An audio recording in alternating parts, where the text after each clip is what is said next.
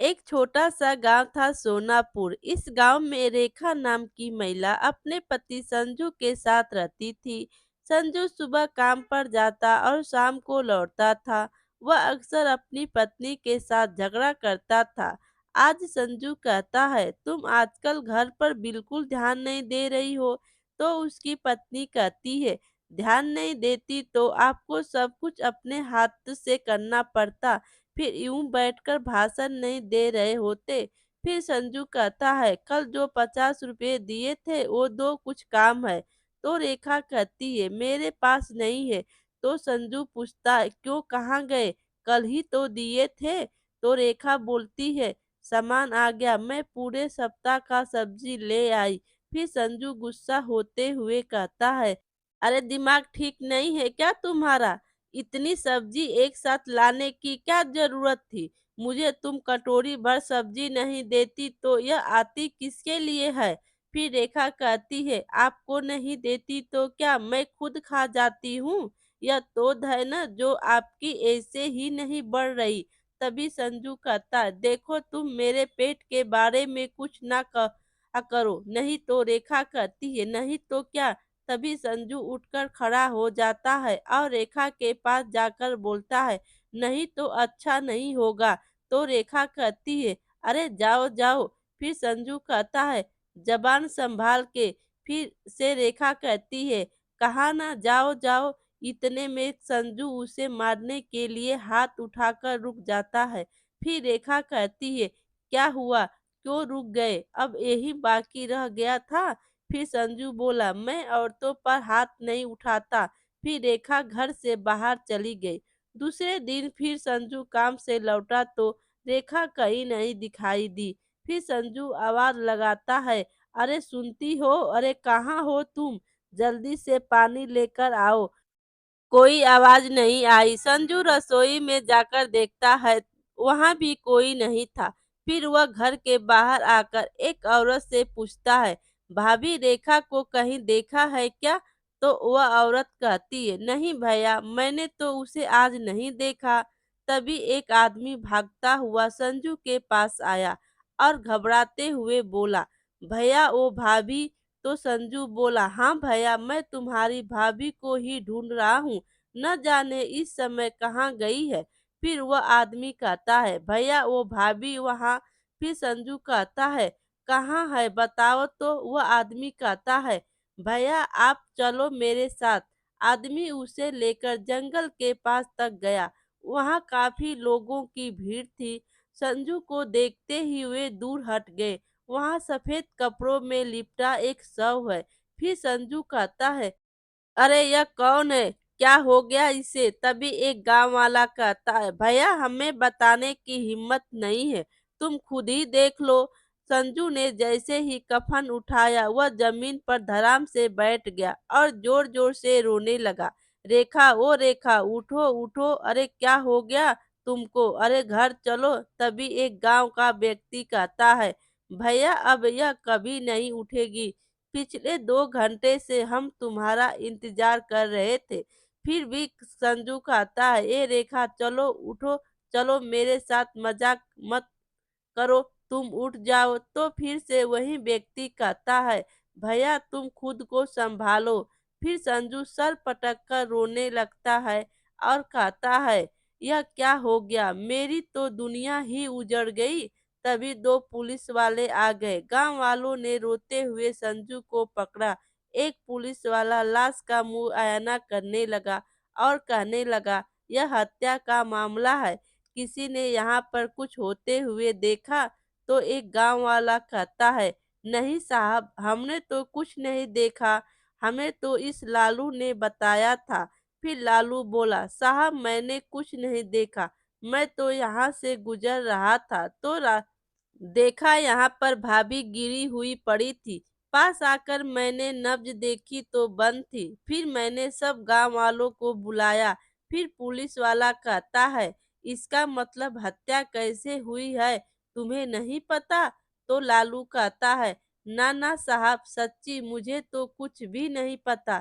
फिर पुलिस वाले कहते हैं, हम लाश को पोस्टमार्टम के लिए लेकर जा रहे हैं और एम्बुलेंस में लाश को ले जाते हैं। उधर संजू बैठकर बहुत रोता है। अगले दिन एक सिपाही संजू के घर आया और वह कहने लगा, संजू, तुम्हारी पत्नी के शरीर पर चोट के निशान हैं। तुम्हें मेरे साथ पूछताछ के लिए अभी थाने चलना होगा। वह संजू को लेकर थाने गया। थाने में इंस्पेक्टर साहब पूछते हैं, हाँ, तो संजू, रेखा नाम की जिस औरत की हत्या हुई है, वह तुम्हारी पत्नी थी? तो संजू कहता है, हाँ साहब जी। फिर पूछते हैं, तो किसने मारा उसको? किसी पर शक, संजू? तो संजू कहता है, जी नहीं साहब, मुझे किसी पर कोई शक नहीं है। इंस्पेक्टर जी कहते हैं, पर मुझको तो तुम पर है। तुम सुना है अक्सर लड़ाई झगड़े में तुम अपनी पत्नी के साथ मारपीट करते थे। फिर संजू कहता है, ना ना साहब, लड़ाई झगड़ा नहीं, छोटी सी नोक झोंक होती थी। फिर इंस्पेक्टर साहब कहते हैं, अच्छा, इसी नोक-झोंक में कल अपनी पत्नी पर हाथ भी उठाया था ना? फिर संजू कहता है, साहब, भगवान कसम, खाली हाथ उठाया था पर मारा नहीं। तभी इंस्पेक्टर साहब कहते हैं, सच-सच बोलो, तुमने ही उसे मारकर जंगल के बाहर फेंका था ना, ताकि किसी को तुम पर शक ना हो? तो संजू कहता है, नहीं साहब, मैं ऐसा क्यों करूँगा? मैं अपनी ही पत्नी को क्यों मारूंगा? तो इंस्पेक्टर साहब कहते हैं, रोज रोज के झगड़े से तंग आकर तुमने उसे ठिकाने पर लगाया है। फिर संजू हाथ जोड़कर रोते हुए कहता है, नहीं साहब, मैं सच कह रहा हूँ, मैंने नहीं मारा है। मुझे तो लगता है कि यह उस शमशानी छोटू का किया हुआ है। उसी की वजह से मेरे घर में रोज रोज झगड़े होते थे। तो इंस्पेक्टर साहब पूछते हैं, कौन छोटू? तो संजू कहता है, साहब, वह शमशान का चौकीदार है। शमशान में ही रहता है। बहुत खतरनाक आदमी है। रेखा उससे रोज मिलने जाती थी। मैं उसे मना करता था तो कहती थी वो उसे भाई की तरह मानती है। मुझे शक नहीं, पूरा यकीन है उसी ने मेरी पत्नी को मारा है। तब इंस्पेक्टर साहब कहते हैं, ठीक है, ठीक है, हम तहकीकात कर रहे हैं। तुम अभी जाओ और जब भी पूछताछ के लिए बुलाए तो आ जाना। संजू हाँ में सिर हिलाकर चला गया।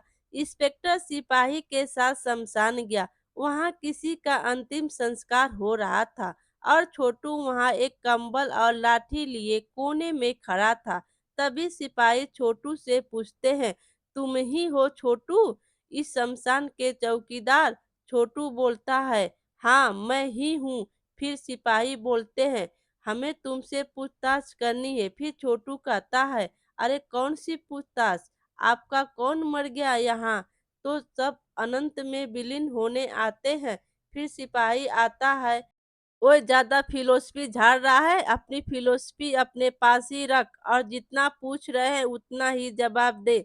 चल अब यह बता, संजू की बीवी रेखा रोज यहाँ क्यों आती थी? तो छोटू कहता है, यह मेरा निजी मामला है, आपको क्यों बताऊं? फिर सिपाही कहता है, अरे बावले, यह खून का मामला है, उस औरत का कल खून हो गया, तुझे मस्करी सूझ रही है? फिर छोटू कहता है, खून, मेरी बहन का खून, यह कब हुआ?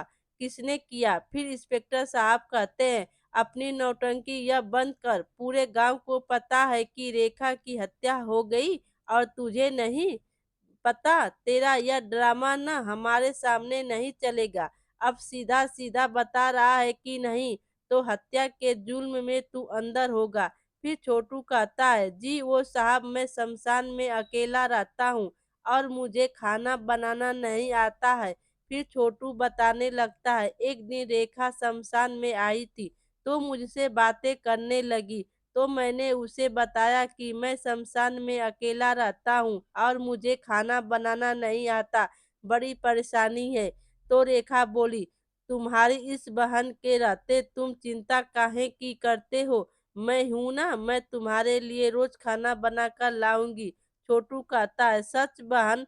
रेखा कहती है, हाँ हाँ, काहे नहीं, पर भैया, मेरा पति बहुत कंजूस है, तुम्हें अपना खर्चा देना पड़ेगा। छोटू कहता है, हाँ हाँ, बहन मैं तुम्हें 200 रुपये दे दिया करूँगा। रेखा कहती है 200 रुपये दे दिया करूँगा। रेखा कहती है 200 रुपये तो 10 दिन भी नहीं चलेंगे। तुम ऐसा करो, तुम 500 रुपये दे दिया करना, बाकी मैं खुद देख लूँगी। रेखा बहन मुझे रोज़ यहाँ खाना देने आती थी और उसके बदले मैं उन्हें महीने के 500 रुपये देता था। फिर इंस्पेक्टर साहब कहते हैं, मैं कैसे मान लूँ कि तू बोल रहा है जो सच बोल रहा है? संजू ने तो हमें ऐसा कुछ नहीं बताया। फिर छोटू कहता है उसे इस बारे में कुछ नहीं पता। रेखा बहन ने इस बारे में किसी को बताने के लिए मना किया था। अगर संजू को पता चल जाता तो वह यह रुपये भी चुराकर शराब में उड़ा देता। तो इंस्पेक्टर साहब कहते हैं, अरे तो हम कैसे विश्वास कर ले कि तू जो बोल रहा है वह सच बोल रहा है? कोई सबूत है तेरे पास अपनी बात को साबित करने के लिए? फिर छोटू कहता है, हाँ साहब, सब्जी वाले को यह बात पता है, रेखा बहन ने उसे बताया था। फिर सिपाही कहता है, अब यह सब्जी वाला कौन है? तो छोटू बताता है, दीनानाथ सब्जी बेचता है, उसे सब कुछ पता है। फिर सिपाही धीरे से इंस्पेक्टर के कान में कहता है, सर मुझे तो लगता है संजू की पत्नी का खून इसी ने किया है और अब यह कहानियाँ बना रहा है। फिर छोटू कहता है, नहीं नहीं साहब, मैं सच बोल रहा हूँ। जिस औरत ने बहन बनकर मुझे खाना खिलाया, मैं उसके साथ नमक हरामी कभी नहीं कर सकता।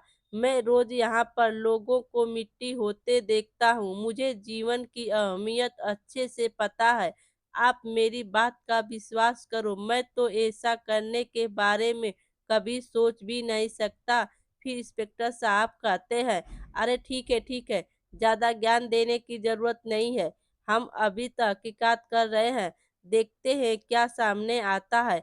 लेकिन जब तक हमारी तहकीकात पूरी नहीं हो जाती, रेखा का हत्यारा पकड़ा नहीं जाता, तब तक तू इस गांव के बाहर नहीं जाएगा, समझा? छोटू हाँ में सिर हिला देता है। फिर सिपाही और इंस्पेक्टर गाड़ी में बैठकर चले जाते हैं और रास्ते में सिपाही इंस्पेक्टर से कहता है, सर आप मेरी बात मानो तो मुझे लगता है कि रेखा का हत्यारा छोटू ही है। यह कहानियां बनाकर हमें गुमराह कर रहा है। फिर इंस्पेक्टर कहता है, नहीं नहीं, जो आदमी रोज लोगों को चिता जलते हुए देखता है, उनके परिवार वालों को रोते तड़पते देखता है, वो यह काम नहीं कर सकता। दोनों दीनानाथ सब्जी वाले के पास पहुंचते हैं। दीनानाथ अपनी लारी पर सब्जियां बेचता रहता है। फिर सिपाही कहता है, अरे तुम ही है दीनानाथ? तो दीनानाथ कहता है, हाँ साहब, बताइए क्या क्या सब्जियां दूं? तो सिपाही कहता है, तेरी तो पूरी रेडी लेनी है। फिर दीनानाथ कहता है, सच्ची में आज पूरी सब्जी खरीदने आए हो? लगता है आज कोई दावत है थाने में।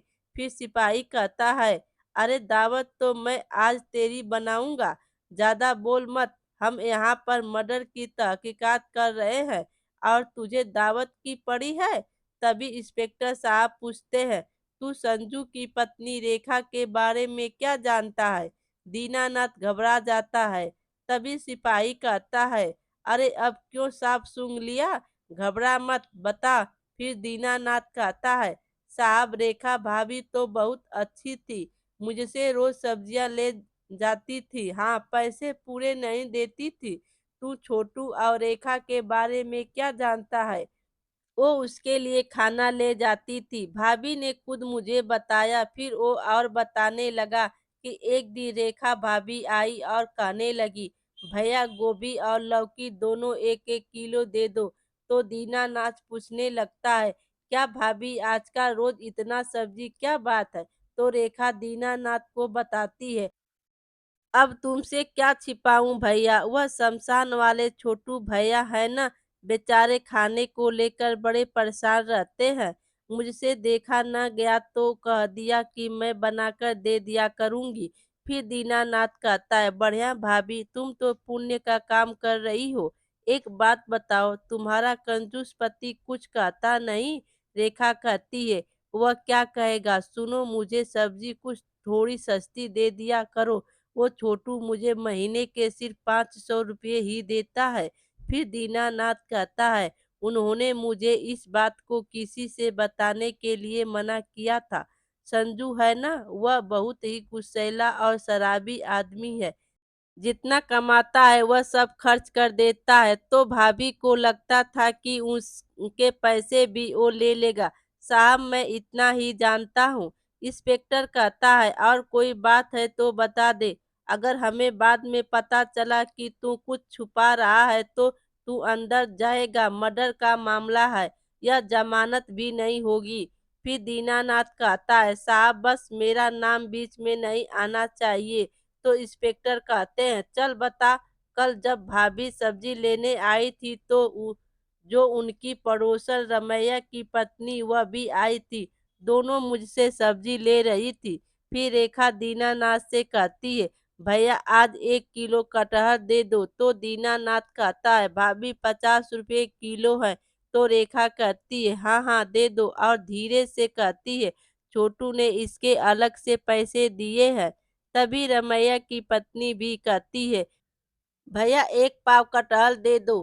तो दीनानाथ कहता है, और कुछ ले लो, यह तो खत्म हो गया। तो रमैया की पत्नी कहती है, इतना तो पड़ा है। फिर दीनानाथ कहता है, यह तो पूरा भाभी ने ले लिया है। तो रमैया की पत्नी रेखा से कहती है, ओए होए, पूरे का क्या करेगी, आदमी है कि भूत। फिर रेखा कहती है, हाँ तुम भूत ही समझ लो, पर तुमसे कम। फिर रमैया की पत्नी कहती है, रेखा तुम्हारी जुबान आजकल ज्यादा चल रही है, लक्षण ठीक नहीं लगते। रेखा कहती है, मेरी छोड़ो, तुम अपनी लक्षण की परवाह करो। फिर रमैया की पत्नी कहती है, मैं तेरी शिकायत करके मैं अभी के अभी तुझे मजा चखाती हूँ। फिर दीनानाथ इंस्पेक्टर साहब से कहता है, साहब मुझे बस यही बात पता थी। तो इंस्पेक्टर साहब पूछते हैं, और कुछ? तो दीनानाथ कहता है, नहीं साहब। फिर इंस्पेक्टर उसे 3 थप्पड़ लगाता है और कहता है, खून इसी ने किया है, अरेस्ट कर लो इसे। सिपाही उसे अरेस्ट करने लगा तो दीनानाथ कहता है, साहब मुझे छोड़ दो, मैंने कुछ नहीं किया। तो इंस्पेक्टर साहब कहते हैं, चल कहानी पूरी कर और सच बता। शायद रमैया की पत्नी ने संजू को जाकर शिकायत कर दी और वो यहाँ आ गया। और संजू रेखा से कहने लगा, तुम मेरा पैसा अपने भाई पर उड़ा रही हो, और मैंने मांगे थे तब तो नहीं थे। तभी दीनानाथ संजू से कहता है, अरे भैया ऐसे काहे बोल रहे हो, छोटू तो भाभी को पूरे 500 रुपये देता है। तो संजू अचंभित होते हुए कहता है, हे, तुम उससे भी रुपये लेकर खा जाती हो, चलो दो मुझ सब रुपये तो। रेखा कहती है, यह मेरी मेहनत की कमाई है, मैं नहीं दूंगी। तो दीनानाथ कहता है, अरे तुम दोनों जाओ यहाँ से, यहाँ झगड़ा मत करो। दोनों में हाथापाई होने पर रेखा का सिर सब्जी के रेड़ी के कोने से टकरा गया और उसके सिर से खून की धारा बहने लगी।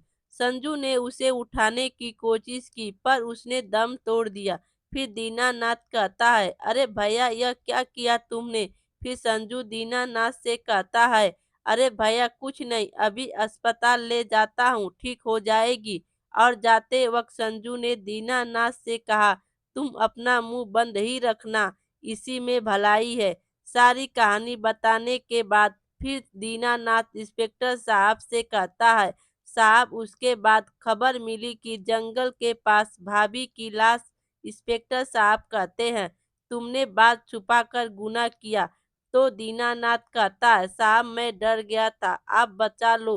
तो इंस्पेक्टर साहब कहते हैं, अब अपराधी को सजा दिलवाने में हमारी मदद करो। तुम्हें उस संजू के खिलाफ अदालत में गवाही देनी है। फिर दीनानाथ कहता है, जी साहब मैं सब बता दूंगा। फिर दोनों पुलिस वाले अपनी गाड़ी में बैठकर जाने लगते हैं। तो सिपाही पूछता है, सर आपको शक कैसे हुआ कि दीनानाथ कुछ छुपा रहा है। तो इंस्पेक्टर साहब कहते हैं कि उसने बात अधूरी छोड़ दी थी, पूरी नहीं की। रमैया की पत्नी किससे शिकायत करने गई, बस इसी बात को लेकर मैंने हवा में तीर छोड़ दिया और वो सीधा तीर निशाने पर लग गया। इंस्पेक्टर और सिपाही संजू को पकड़कर जेल में ले जाते हैं। फिर इंस्पेक्टर संजू से कहते हैं, तुझे क्या लगा बच जाएगा बेटा, कानून के हाथ बहुत लंबे होते हैं, तुम जैसों की सोच से बहुत लंबे। और संजू अब जेल में बंद हो गया था और रो रहा था। मेरे प्यारे दोस्तों, कहानी अच्छी लगी हो तो लाइक कीजिए और अपने दोस्तों में शेयर कीजिए, और चैनल पर नए हो तो चैनल को सब्सक्राइब कीजिए। Thank you.